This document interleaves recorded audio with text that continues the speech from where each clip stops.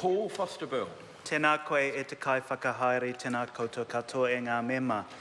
Sir, in rising to take a brief call in this committee stage debate on Te Reo Māori, Māori Language Bill, I too want to remember my grandmother, as did the member who has just resumed her seat. I'd also like to thank the Attorney-General, the Honourable Chris Finlayson, for passing round some interesting historical notes about the treatment of the Māori language in various communities. In reading those notes, it reinforced to me something that my grandmother actually told us about when we were very small children.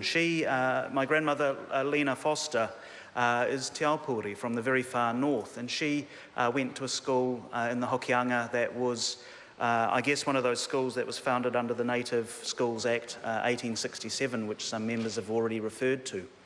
And I can recall at the age of about 6 or 7, it must have been around about then because Pire had just been released and was charting in the top 10, on a beach holiday at a little place called the Nook. Not Nook Korako, Nook spelt N-O-O-K, which was a very popular little beach, a swimming spot near Parua Bay, just outside of Whangarei.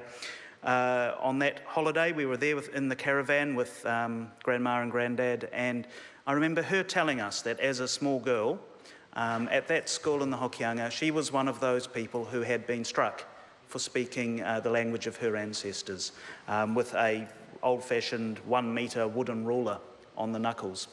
And as a 6 or 7-year-old, I thought this was extraordinary, that anyone would be punished for wanting to communicate in a language. I always admired people who were fluent in another tongue and had that language capability, and I just thought it would be absolutely extraordinary that any system would permit the persecution and prohibition of speaking of any language. However, those notes provided by the Honourable Chris Finlayson, which were very, very interesting, did back that up entirely and provided a wide range of testimony. So it always impressed me that my grandmother was able to sit and listen to Te Karare every evening and understand what was being said, but it was strange that it seemed strange at the time that she never chose to speak that language, and that's why my father never picked it up, and that's why his children weren't fluent. I was very lucky, I suppose, in going to high school, third form, in the social studies class having Irima Henare, the late father of Pine Henare, who I'd like to also acknowledge today as a social studies teacher, who actually made sure that as part of the curriculum that was delivered there, knowledge and awareness of Māori culture and tikanga was included, and a few Māori words were snuck into the lessons. And it's a wonderful thing that we've moved beyond that stage of very bad treatment of Māori language and those who choose to speak it, to recognising it in this bill that Māori is a taonga, and actually it is Māori, the iwi themselves, that are the kaitiaki of that language, the guardians. The state may never have actively sought to persecute Māori, even though that happened within state institutions such as schools.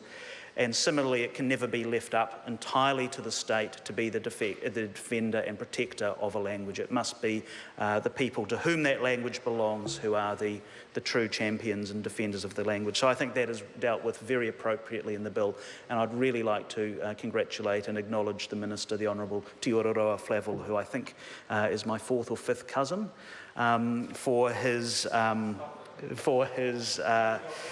careful work and his dedication and his labours, intensive work that have gone into this bill, getting it to this stage, this committee stage in the House.